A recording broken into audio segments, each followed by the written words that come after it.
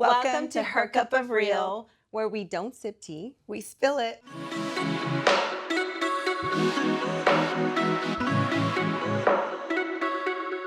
Hello, my name is Rosey Nava. I am the owner of Peachbody Studios. I am a business owner, a mother, and a mentor.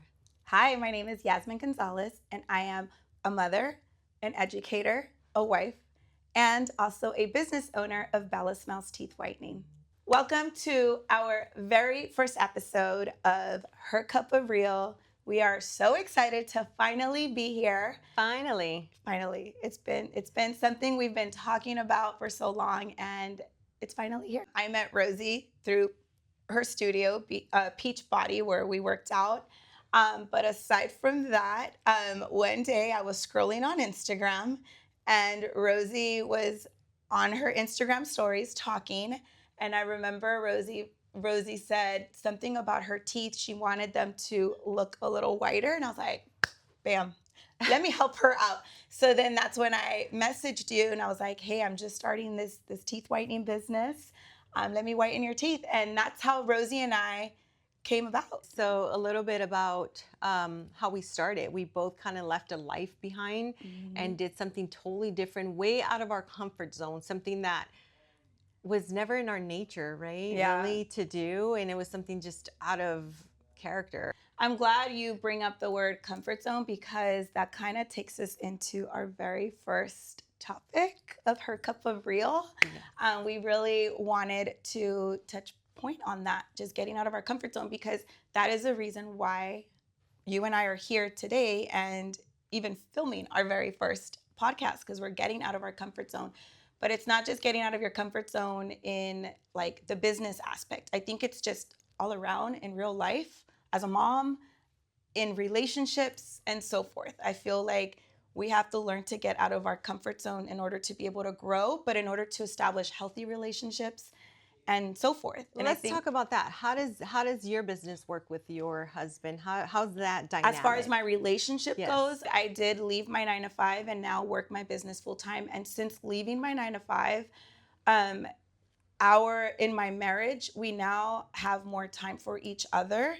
My husband is off on Mondays, and so we now try to use Mondays as the days like our us time, because we're so invested in our boys' sports activities and their weekends and so forth. So we have tried little by little to just put in more time, but leaving my 9-to-5 has allowed me to be able to make that time. It's a kind of a weird situation. Some people won't understand, if you own your own business, you can make time even though you're busier than when you and have I'm a not 9 saying to 5, right? You have to leave your 9-to-5 in order to make time. I'm not saying that, but I was working my 9-to-5. And just a little background, since this is our first episode, I was working my 9-to-5, but I was also working my business on the side of that. So I was working a 9-to-5. I was still full on business mode. And then I was mom, wife, all the things. I was wearing all the hats, that it got to the point where in my marriage, we were just roommates. Like we would just pass by each other. We didn't really have the time to spend because our weekends were consumed on the baseball field. And so now, after leaving my 9-to-5, working my business full time has allowed me to work my own schedule and have that flexibility. That was a risk, because that was a huge, and that actually took me to get out of my comfort zone. You needed the support from your husband, because how would you be able to do all that on your own? There's no way. Having a support of either a spouse or a partner is so important, because it takes a village. It does. It really takes a village. And I'm sure in your, we come from different stories here, and I'm sure for you too. I never had that support, but having my boyfriend now, I can honestly say, if he is my biggest cheerleader. He's my hype man. He believes I can do anything, and I'm not, even though I'm not perfect, I'm not gonna tell him that. If he wants to believe that, he can believe that. Let him believe, girl. But honestly, it's what it takes, because if someone's giving you negative energy, then you become negative. Most of the times, you need to surround yourself by the people that believe in you. In general, like in any relationship, whether it's friends or, your partner or whatnot, you need to surround yourself with people that do believe in you. I wish we can give you advice, the audience, and tell you one day you're just going to wake up and get out of your comfort. Unfortunately, it doesn't quite happen that way. It's more of like series of just your insecurity, not sure about things. I remember for almost 2 years straight, I stayed on payroll as per diem and in my previous work, and I just did not want to quit because of the security. I needed that security blanket in case this didn't happen. But it took me 2 years to realize that I'm not going back there again, and I'm going to make my life to the point where I'm going to study what I'm going to do, perfect it, so that I never have that thought of going back. And I'm sure so many of you can also relate to that, like the back and forth doubts. I remember a year ago having this conversation with Yes. you. I was, again, working my 9 to 5, and but my business was growing, and I had a bigger vision for Bella Smiles, where I wanted to educate others and I wanted to train others to start their own teeth whitening business, and I wanted to open up Bella Smiles Academy. But then I realized I can't do it all. I'm a one-woman show. I also have my family to take care of, etc. And I remember I'm like, if I want to open up Bella Smiles Academy, I need to let something go. Yeah. And I needed to let go of what wasn't making me happy at the I moment. think you probably messaged me a few times asking me, and I remember letting you know, and I think I told you something like, you just got to tell yourself it's going to work out. You can't tell yourself anything but that. I feel like, yes, I'm busier, but I'm able to take my boys to school, which was one of my biggest goals, is to just be more present and be able to work around their time, just because the season that we're in with my boys, it's going by real fast. And so I'm busier, but in a good way. And I think now I'm at a point where I need to learn how to set those boundaries. And I'm sure you are learning, or you've learned. I honestly, let's go into dating. I will say that dating another business owner is so important for me as a business owner, because I don't know that someone that in my dating situation, a 9 to 5, would understand my life. Other than my boyfriend that is on the phone, he's taking business calls, and we both understand. Neither one of us get offended. We do have to get better at putting it away, and we're working on it. We've done well.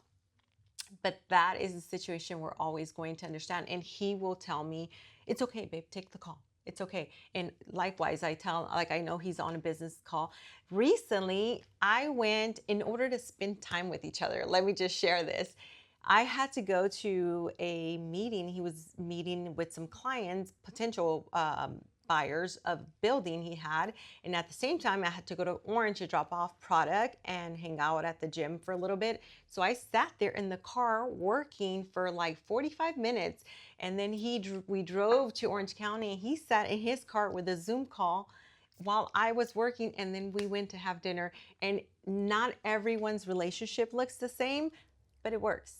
And we get it, and we love each other. We support each other. Again, he's my biggest fan. I'm his biggest fan, and that's what it takes sometimes to make it. Because other than that, I mean, who would get it? Yeah, and he gets it because he's in that same position. Whereas not everyone, like you said, not everyone is in that same boat. And I do own a business, and my husband does work a traditional 9 to 5. I'm either taking calls, or I'm on the phone, or I'm posting content or whatnot for my business. And he wants my attention or whatnot. And again, he has a job where he clocks in, he clocks out. And when he gets home, like, that's it. He doesn't have to think about work. Whereas a business owner, you're like, your brain is 24/7. Like, oh, I thought of an idea. Let me do it now.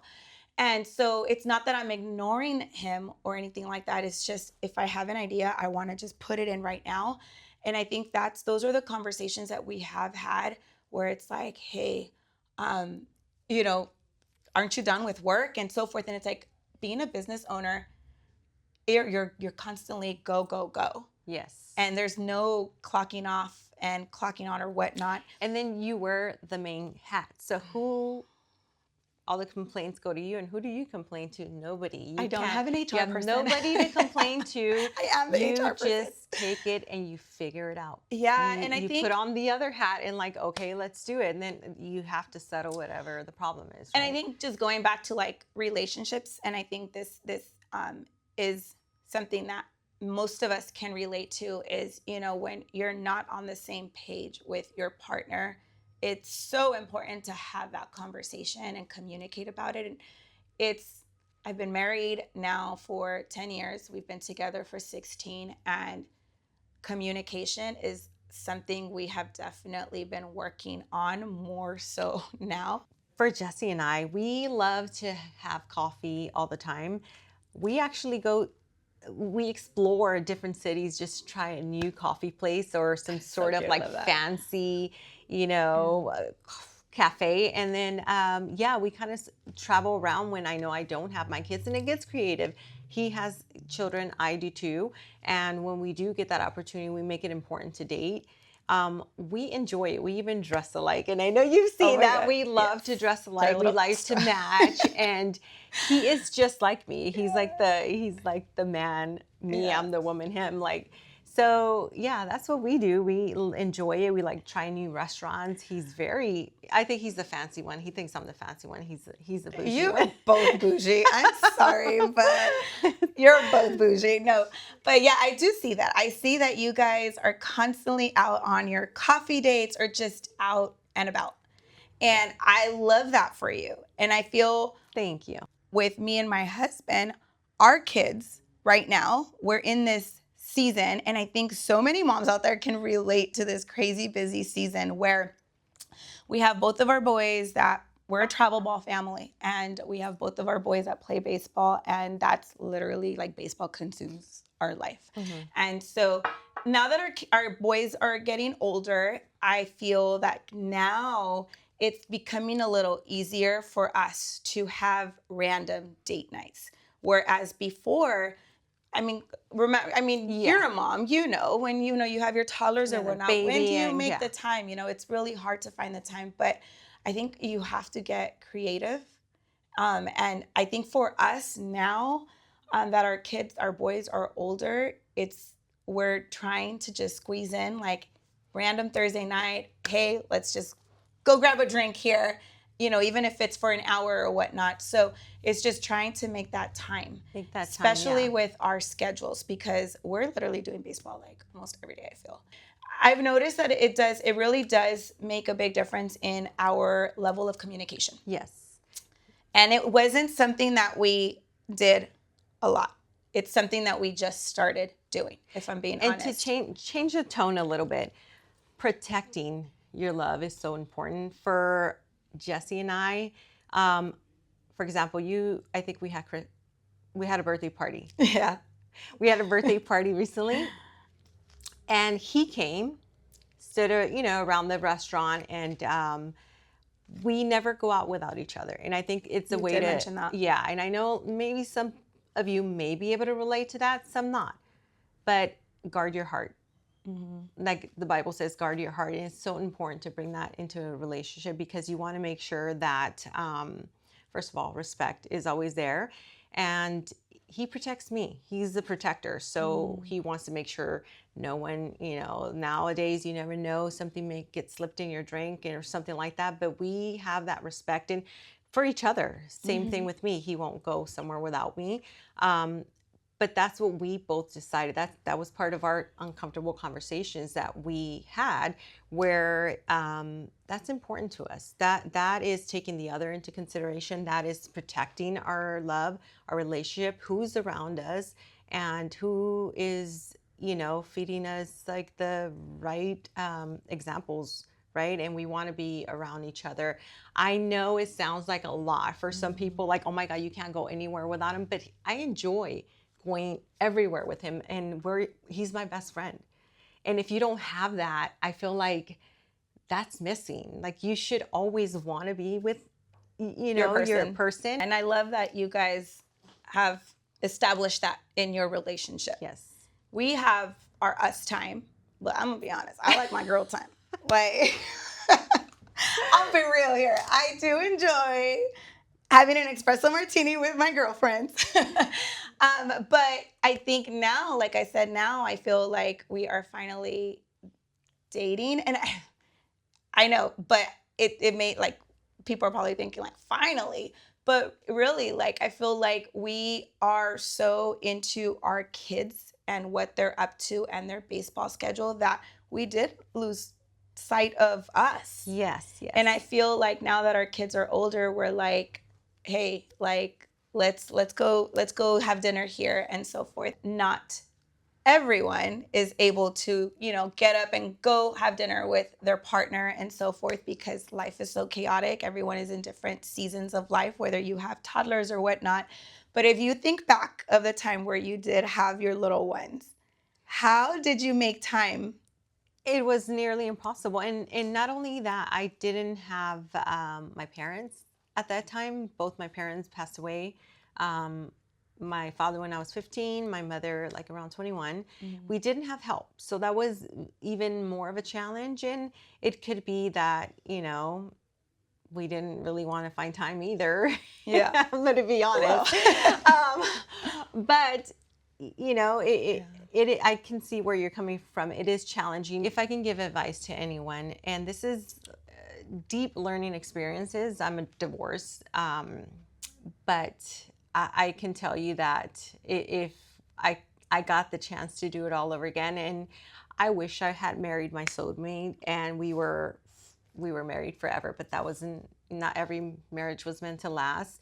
And in my case, I would say that it is so important to find that balance, because first of all, I was way too young to even understand my own life, and having my own trauma bonds, we just kind of, bled on each other. And if you don't find that communication and break down those barriers, it can just, run you over. You don't even know what's coming. So having not made that time, and just consume ourselves with our kids and work, and everyone was tired. There was no communication and things like that. He's a great father to my kids, but, I think if I can give someone else better advice, and not only that, like, let women know that it's not over just because you've had a divorce. There's still a chance for you to find your soulmate. I found mine, and I get to do it this time with experience. If I can tell any other young lady out there, it would be make time. Make time is so important. I don't care how busy you are. Even if it's an hour of coffee and reading or some devotional together, it's important to do that. I appreciate you saying that, because I feel now, in my case, being married, hitting 10 years and stuff, we're now slowly doing that. And, But it's never too late. oh, for sure. Sure. It's never too late. Unless it was too late. Yeah. Well, yeah, that is true. That is very true. Let me think about that. I do appreciate you giving us that advice, because of your previous experiences and where you're at now, because I look at you and your boyfriend, I'm like, oh, you guys are totally in the honeymoon stage. I love it. Love it. But I do, with your previous experience and the advice that you're giving us, I can totally relate, because like I said, being married 10 years, now we're in this season where we're getting out of our comfort zone. I'm going to be very honest. We're getting out of our comfort zone in our marriage, in our relationship, by having these awkward and uncomfortable conversations between the two of us. It's like you're relearning to build trust again. You're relearning to heal from the times you didn't trust, right? Yeah, because I feel like we were just always go, go, go, go.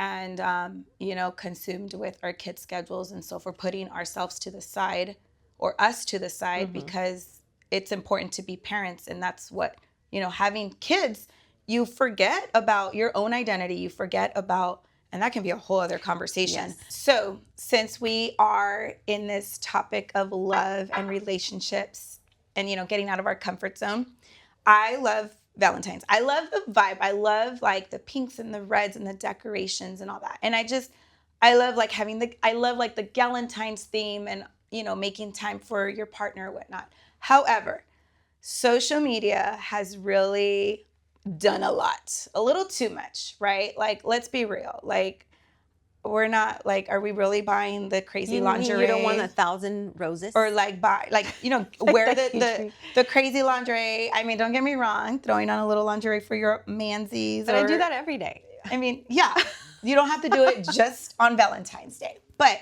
the big bouquet, like the extravagant gifts or whatnot. I personally, so we don't exchange gifts, to be honest. Well, I like to give like my boys, like they wake up to like chocolate, like their favorite candies, or I do something for them. But like as far as my husband and I go, it's just let's go out to dinner. Let's spend some time together. And honestly, I'm gonna be very honest. I love Valentine's, but I hate going out on Valentine's. Oh yeah. I'd rather do takeout, watch a movie, and then just the four of us have like family time at home without having to worry about how long it's going to take to sit us and reservations and all that. I'd rather do that on a random Friday when it's not Valentine's. I'd rather just be home with my family, order pizza or get some tacos and watch a movie. But I know social media has done the most. So, what do you like to do and what We do the fancy dinners, but again, I mean, he won't take me anywhere if he has to wait. He romances. That's who he is. And I just kind of have to let him. That's his love language. I know he likes to, take me to fancy dinner, so we'll do that. However, this year he did ask, like, throw me some hints, like anything. But on his own, he decided to buy me a gun. not That's hot. wait, a gun and a piece of lingerie. Come on. And I mean, he must think I'm sane enough, right? If he bought me a gun, he doesn't think I'm crazy. That is wild. But I love it is that. something way out of the ordinary, and Yeah. it is one of my favorite Valentines because I'm excited that it's something that's important for me to have. Then he thinks so, and it's not about a bag all the time or like So yeah, that's what I'm getting. I'm excited. I love it's that. So different. Very different. Okay, yeah. so that's definitely not like the crazy bouquet of flowers that we see on social media. No. And also too, like, God, if I was single, I don't know how I would feel around this time of month, if I'm gonna be honest. Just because on social media, like even thinking of like, you know, friends that are single and they constantly see like social media just throwing up, like literally, because it's just vomit of like finding your person, finding your match. And it's like, no, what about self-love? Yes. Like, what about dating yourself on Valentine's or like in the month of February? Like, it doesn't have to be about doing it with somebody else. It's about